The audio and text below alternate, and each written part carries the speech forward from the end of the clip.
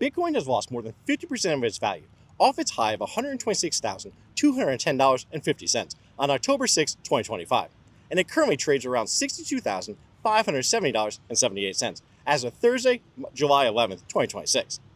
That drop in price of Bitcoin has had a knock-on effect, causing cryptocurrency industry to lose $1.2 trillion since Bitcoin's high, and it's off 30% since the start of 2026.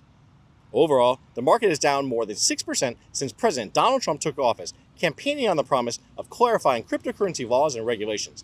And yet, the Clarity Act is still stuck in Congress, with little hope of moving forward anytime soon. So why is Bitcoin down so much? Some blame the unfulfilled promises of the Trump administration for not pushing through the Clarity Act in Congress faster, which I think there's some truth to that, but I'm not convinced that that's the whole story. Others say cryptocurrency has fallen out of favor ever since the market of NFTs crashed back in 2022. But that doesn't explain how Bitcoin hit an all-time high of $126,210.50 on October 6, 2025.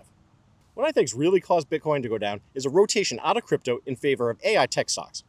Speculative investors have soured on crypto, took their profits, and funneled that into the stock market, chasing double-digit gains in AI-related companies like Nvidia, Alphabet, which is really Google, and Palantir. Apparently, investors can't multitask or do two things at once.